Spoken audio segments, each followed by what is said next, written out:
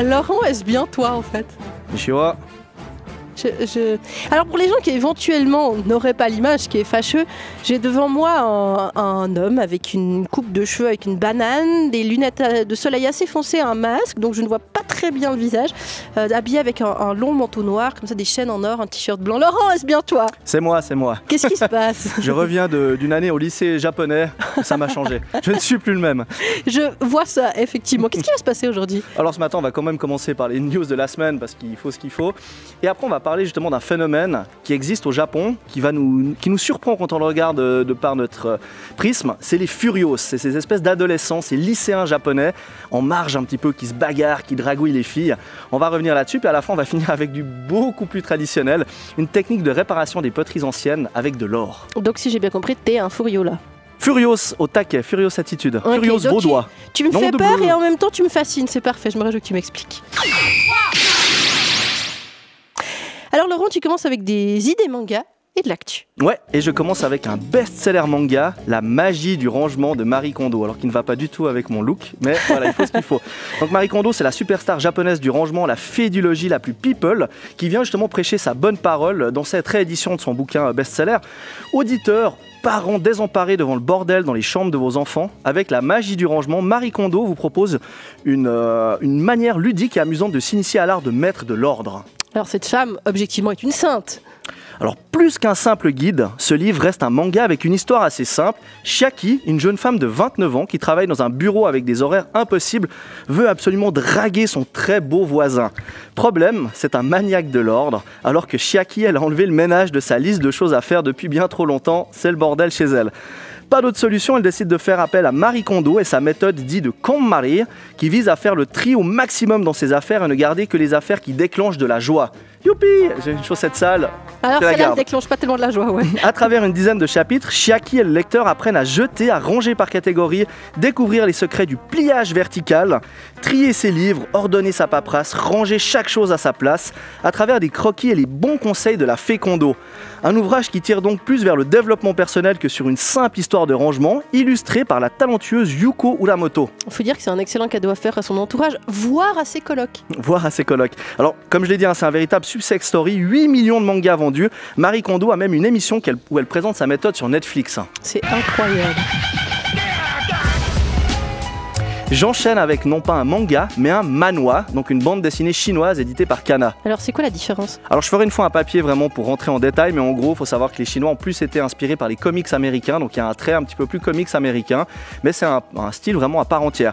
Donc Kana nous propose avec Retour aux sources de découvrir Chen, une étudiante qui se porte volontaire pour participer à un stage d'anthropologie avec comme première ambition de passer du temps avec le beau ciel. Toujours une histoire. Hein. Ouais, il y a toujours une histoire de mec là derrière au final. Ce voyage dans la région de Daraxi sur l'île de Taïwan sert l'occasion pour les deux étudiants de découvrir la culture, les traditions et le folklore de cette petite communauté. Avec un dessin tout en finesse qui fait la part belle à un décor bucolique, ce manhwa est une belle invitation au voyage. Côté nouveauté, cette semaine débarque Jusqu'à ce que nos os pourrissent, le nouveau thriller horrifique des éditions Pika. Laurent, tu me fais rêver avec tes titres. Et t'as pas fini de rêver. Alors le scénario n'est pas le plus original du monde, tu verras Claire, mais le manga vaut quand même le détour. L'été de leurs 11 ans, 5 amis d'enfance commettent un meurtre et enterrent le corps au fond d'une grotte. Depuis, ils se réunissent chaque année pour se remémorer leurs crimes et renouveler leur serment d'amitié. Malheureusement pour nos petits meurtriers en herbe, l'année de leurs 16 ans, tout ne se passe pas comme prévu. Ah bah c'est vraiment ballot ça. Ouais, le corps a disparu, un maître chanteur menace de révéler leurs secrets. Cela dit, ça me rappelle un truc, cette histoire. Ce serait pas un remake de Souviens-toi l'été dernier, cette merveilleuse production de notre adolescence. Oui, qu'on a tous vu avec Scream entre autres. Oui, mais il cache derrière cette apparente simplicité un super dessin et une intrigue qui prend très vite un virage complètement inattendu. Bonne petite série pour frissonner avant l'été. Et alors pour terminer toutes ces nouveautés? Moi, je finis avec un record et un petit peu de jalousie de ma part, je dois t'avouer. Alors, j'ai déjà parlé dans Yata du célèbre Astro le petit robot et de son papa, monsieur Osamu Tezuka. Eh bien, figure-toi qu'une planche rarissime de celui qu'on nomme le RG japonais a été vendue aux enchères au prix record de 320 000 francs, soit 5 fois le montant estimé à la base, samedi dernier à Paris. Cette planche à l'encre de Chine et aquarelle de 35 cm sur 25 datait de 1956 et comportait 6 cases mettant en scène Astro en train de combattre un méchant. Je me console avec mes planches originales de Dragon Ball et mes celluloses, mais bon, Alors, je suis obligée de t'avouer que ça me ferait vraiment plaisir de te l'offrir. Je crois que c'est par contre un tout petit peu en dessus du budget de Pony Express. On va demander à Alain si on peut avoir une petite rallonge, mais il faudrait une rallonge d'environ 319 990 francs. Oh, rien quoi. Ouais, on lui demande. On lui demande, allez. Alors Laurent, aujourd'hui tu as fait les choses en grand, puisque pour l'occasion tu portes ce que tu m'as appris qui s'appelle un gakuran, donc un habit de lycéen typiquement japonais. Alors ce matin tu nous parles pas des premières classes par contre, mais plutôt des cancres, des loupards la japonaise qu'on voit régulièrement dans les mangas, et j'en profite pour dire venez voir sur l'application, t'es tellement beau Laurent, t'es tellement incroyable. Alors merci Claire. Alors aujourd'hui, effectivement, on va causer mauvais garçons. Puis il y a un nom pour les décrire en japonais, ça s'appelle les Furios.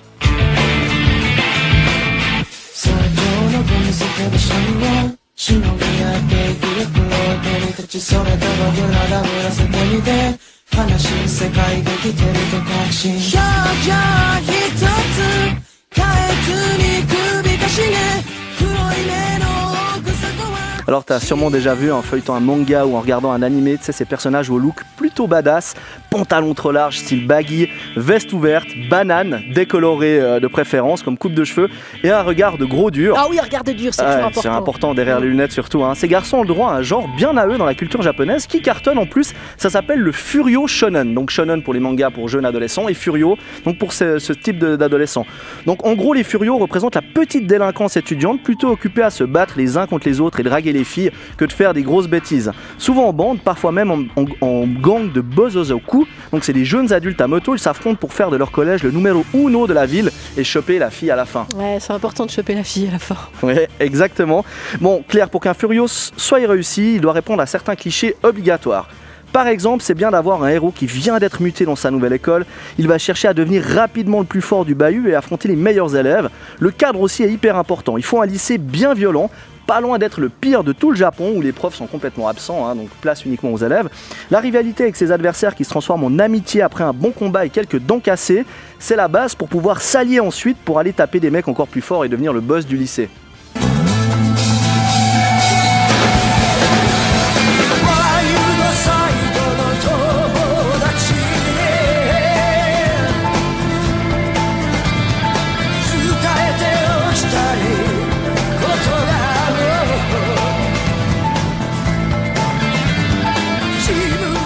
Alors d'après ce que tu nous expliques, on peut quand même dire que c'est pas non plus le genre le plus subversif, c'est pas le truc le plus original. Non, alors je caricature volontairement à fond, Claire, mais ces clichés sont là pour dénoncer le quotidien souvent hyper difficile des jeunes étudiants japonais. Tu sais, c'est un pays où la performance et la concurrence commencent très jeunes, et du coup les Furios, c'est une espèce de porte de sortie. Alors Laurent, ce matin avec toi, habillé en Furio, on parle des Furios, les Furios qui sont donc cette race d'adolescents, je sais pas trop comment les décrire, cette catégorie d'adolescents en fait, exactement, qui vont jouer les rebelles, qui vont se battre entre eux, qui représentent quelque chose d'assez particulier au Japon. On le disait avant, ils peuvent avoir l'air un peu gentillets quand même. Pourtant, pour les Japonais, c'est déjà quelque chose un fantasme en fait d'une liberté. Voilà, on le disait avant la pause, effectivement, au Japon, très vite, très jeune, on t'explique que ton avenir, ça va être l'école. Après l'école, tu vas travailler, tu vas fonder une famille et tu vas pas réussir à sortir de ce carcan très traditionnel japonais. Et du coup, à l'école aussi, c'est comme ça, ils ont tous des habits. Donc le gakuran, à la base, c'est vraiment l'habit traditionnel japonais. Donc c'est une vie assez rangée. Et tout d'un coup, au milieu de ça, t'as les Furios, quoi. Le Furios, il représente vraiment, tu me disais hier quand on préparait le papier, James Dean, Marlon Brando, le côté un petit peu du gars qu'on rêverait d'être en fait, parce qu'il est libre, il est sûr avec les filles, il n'y a pas d'avenir dans l'histoire des Furios, c'est-à-dire qu'on pense à l'instant présent, le but c'est d'être le plus fort du lycée, on se tape dessus, mais on se tape toujours dessus, entre guillemets, c'est des petites bagarres, on est vraiment pas, on va dire le palier avant les Yakuza qui sont vraiment, pour le coup, eux, la violence, comme on la montre souvent au Japon, vraiment des gangsters. Eux, les Furios, c'est simplement des jeunes, des adolescents qui ont envie de vivre libre, loin des clichés que leurs parents leur ont mis dans la tête, loin du modèle scolaire, etc. Et du coup, d'ailleurs, tu vois, le détournement de l'habit de lycéen, volontairement large, avec les manches retroussées, c'est des choses que tu vois pas dans les collèges japonais. Parce que du coup, non, on doit arriver, t'es au cordeau, etc. Et justement, le Furios incarne un peu tout ça. Il y a quand même un code moral, non, pour les Furios? Voilà, typiquement, les Furios, on parlait, je disais avant les Yakuza, les Furios, on tue pas dans un Furios. Un Furios, on va plutôt se battre, on va casser un nez, on va casser quelques côtes pour montrer qu'on est le plus fort. Mais à la fin, le but, c'est pas de... Voilà, alors, tout d'un coup, il y a un type, typiquement, il va mourir mais parce qu'il a une maladie. Alors ça va être une idée de rassembleur, donc tous les gens vont se rassembler derrière pour aller se battre. Tu vois, le Furio, il incarne vraiment ce côté. Puis je parlais des filles, tu vois, typiquement, les filles aussi, c'est des Furios parce qu'on va se retrouver typiquement dans des collèges avec des filles qui, elles, sont aussi hyper badass, en bande de filles qui vont se taper dessus entre filles. Quelque chose que tu verrais jamais au Japon. Oh, tu sais, c'est plus facile le manga, il y a vraiment de tout dans le manga, mais c'est quand même plus facile de s'identifier à un type qui s'habille comme toi tu dois aller tous les matins à l'école, qu'à un type qui vole et qui tire des boules de feu avec les mains. Donc du coup le Furios c'est vraiment le jeune japonais le regarde avec envie quoi, parce que comme je le disais, le Furios c'est le beau gosse quoi. Le Furios à la fin il chope la fille. C'est vraiment le rebelle en fait. Voilà, même s'il y a des Furios un peu losers, tu vois, parce que le Furios c'est assez t'as typiquement la banane, ça c'est un héritage qui a des années 80, 90, c'est-à-dire que le Furios est resté ancré un peu dans une vieille vision, tu sais justement le monde n'a pas continué, tu les vois pas avec des smartphones, ils n'utilisent pas de technologie. C'est vraiment le rebelle comme tu dis, mais à la japonaise de nouveau, c'est-à-dire que c'est pas trop, il est badass, il est comme ça, mais c'est pas trop. C'est pas un vrai méchant. Quoi. Voilà, il va pas dévaliser des supérettes, il va pas faire des trucs comme ça. Par contre, alors il fait pas bon être prof dans un film ou une série de Furios, hein, parce que alors les profs, d'habitude il y en a pas, mais quand il y en a, alors les pauvres, tu les vois au loin en train d'écrire à la craie un cours que personne ne suit, les gars ils ont les pieds sur la table en train de fumer des clubs dans la salle de classe. De nouveau des clichés que tu verras jamais quand tu vas dans une école japonaise. Il faut quand même rappeler que le Japon est un des pays les plus sûrs au monde, dans le top 10. Donc tu vois, on est loin, mais voilà, c'est quelque chose qui fonctionne par le côté subversif. Alors Laurent, on a bien compris ce que c'était un Furio. Du coup, si tu peux juste nous donner 2-3 références à lire, à voir, à écouter, en gros, les Furios pour les nuls, pour les gens comme moi. En fait. Alors bon, pour moi, il y a vraiment un incontournable. C'est un manga qui est vraiment légendaire. Il s'appelle GTO, Great Teacher Onizuka. Donc c'est vraiment excellent. Ça existe en animé. Il y a plein de spin-offs. C'est vraiment une super série touchante et tout que je conseille. Et pour les plus cinéphiles d'entre vous, il y a ceux qui sont sur l'application, voient des images défiler depuis un moment. Donc tout ça, c'est tiré d'une trilogie qui s'appelle Crow Zero, qui est tiré lui d'un manga qui s'appelle Crow et Worst. Et ça, c'est vraiment le film de Furios par excellence. Ils sont habillés comme moi. C'est des bourre-pif tout le long. C'est vraiment excellent. Et aussi, la bonne nouvelle, c'est que Dominique Verret, qui est le fondateur de Tonkam et d'Akata, qui est un grand monsieur du manga français, va lancer une collection de Shonen Furio, qui est justement tirée du catalogue Akita Shoten, qui est le gros catalogue japonais. Donc on va voir débarquer toute une série de ces mangas par chez nous et ça fait plutôt plaisir. Et pour finir, avec la Furia en chef de l'AREA, on vous a préparé une petite bande-annonce justement de The Crow pour vous donner une idée un peu de cet univers-là. La jeunesse ne dure pas éternellement. C'est un moment précieux. Alors je vous conseille d'en faire bon usage.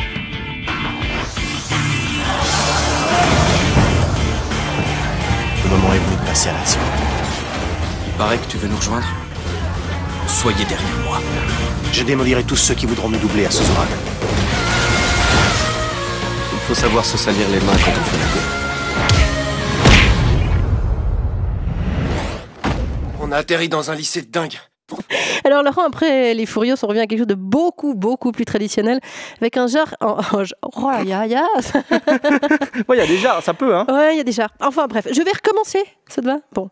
Alors Laurent, après les Furios, on revient à quelque chose de beaucoup plus traditionnel, avec un art japonais assez fascinant, qui consiste à réparer des objets avec de l'or. Oui Claire, il s'agit de l'art du kintsugi, qui veut dire littéralement jointure en or, puisqu'on utilise de la laque saupoudrée de poudre d'or. J'ai l'impression que c'est un truc ancien. Ouais, cette technique est apparue à la fin du 15e siècle. L'histoire raconte que le shogun Yoshimasa avait vu sa tasse préférée être cassée. Il l'a renvoyée en Chine pour que des artisans chinois la restaurent. Elle lui est revenue dans un état qu'il a trouvé inadmissible. Et du coup, il a demandé à ses artisans japonais de trouver une méthode qui lui permettrait de pas simplement réparer pour que ce soit décoratif, mais de réparer pour que ce soit encore utile, qu'il puisse boire son thé dedans. Et c'est de là que serait née cette technique en fait. Donc en fait, aussi il faut dire que le kintsugi c'est plus qu'un art, hein. C'est vraiment une philosophie qui prend en compte le passé de l'objet, son histoire et donc les accidents éventuels qu'il a pu connaître. La casse d'une céramique ne signifie plus sa fin ou sa mise à la poubelle, mais un renouveau, le début d'un autre cycle et une continuité dans son utilisation. On peut dire que c'est déjà la lutte contre l'obsolescence programmée. Exactement, la technique utilisée pour la réparation à la laque d'or fait partie des techniques du makihe, utilisées traditionnellement par les artisans laqueurs japonais. Le but de cette méthode de réparation n'est pas de masquer les cassures, mais au contraire de les mettre en avant avec l'or. Le kintsugi s'inscrit dans la pensée japonaise du wabi-sabi, qui invite à reconnaître la beauté qui réside dans les choses simples, imparfaites et atypiques. C'est beau ça. Ouais, c'est beau, hein. Un objet réparé avec cette technique laisse apparaître les fissures et stigmates accentués par la poudre d'or. comme des nervures volontairement accentuées, l'objet continue de vivre et de remplir sa fonction première. Et une fois de plus, je vous rappelle qu'on peut voir tout ça sur l'application parce qu'il y a des images qui passent. Et en fait, c'est une façon, ce Kintsugi, de favoriser et de valoriser la singularité, ce qui va quand même passablement à l'encontre de ce qu'on cherche à nous enseigner de nos jours. Ouais, clairement. Et l'une des règles fondamentales, c'est de n'utiliser que des produits naturels et non polluants. Le Kintsugi est surtout la seule technique de restauration qui permet de réutiliser l'objet. Parce qu'en fait, il faut savoir que quand on restaure quelque chose d'alimentaire, souvent coller en fait n'est pas bon pour l'hygiène parce qu'à force, les substances vont se mettre dans les failles. Et le fait de recouvrir les nervures de poudre d'or les rend de nouveau complètement hermétiques à toute forme de bactéries. Et on peut réutiliser donc l'objet dans sa fonction première. Je prends l'exemple de la cérémonie du thé, qui est d'habitude très traditionnelle, c'est-à-dire qu'on se passe de famille en famille les tasses, les théières, et du coup elles peuvent continuer à perdurer dans le temps. Alors elles changent l'esthétique, mais c'est pas grave, ça fait partie de son background, de sa carte d'identité, on peut la réutiliser pour boire du thé.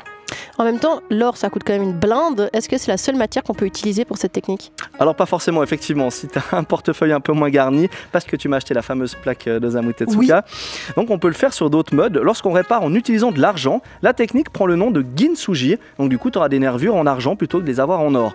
Au Japon et dans le monde, il y a eu des polémiques avec certains collectionneurs accusés d'avoir délibérément cassé des précieuses poteries pour qu'elles puissent être réparées par les coutures d'or. Parce que, en fait, petite anecdote, au Japon, certaines poteries qui appartiennent à des collections privées sont, entre guillemets, patrimoine protégé.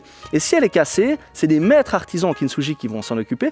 Donc du coup, il y en a certains qui se sont dit, ah ben tiens, c'est con, la femme de ménage l'a fait tomber. Ah, ce sera plus joli avec des nervures d'or. Et ils se sont retrouvés avec un gros problème de poterie et d'objets qui ont été, du coup, réparés sans vraiment que ce soit nécessaire. C'est un peu sournois quand même. En tout cas, ce qui est sûr, c'est que la philosophie derrière cette technique est quand même vraiment belle. Ouais, et d'ailleurs, l'art du Kintsugi est souvent utilisé comme symbole de la résilience en psychologie, tu vois. Et alors, ça peut s'apprendre le Kintsugi? Oui, en préparant ce papier, j'ai même découvert que des workshops étaient organisés en Suisse romande, à Chapelle-sur-Oron, donc dans le canton de Fribourg, par Véronique Mouser. Alors Mouser, je ne sais pas si on prononce juste, c'est M-O-O-S-E-R. Vous trouvez toutes les bonnes références sur Google. Effectivement, et aussi d'ailleurs sur le Twitter de Couleur 3, puisqu'on vous a mis des images et des liens à suivre si vous avez envie de, on sait jamais, de vous lancer dans la réparation à la poudre d'or. De casser peut-être toute une série de poteries et de les réparer. Le résultat est vraiment dingue, hein. T'es d'accord, c'est beau. Hein. C'est absolument magnifique en fait. D'ailleurs, je me demandais si toutes ces figurines que tu amènes, on peut les casser pour les réparer à la poudre d'or. Alors, as-tu de la poudre d'or sur toi? Oui, bien évidemment. Alors c'est bon, on va fondre quelques-unes de tes bagues. Je suis sûre que tu vas trouver super si je peux être tes figurines. Merci beaucoup. Merci Laurent. à toi.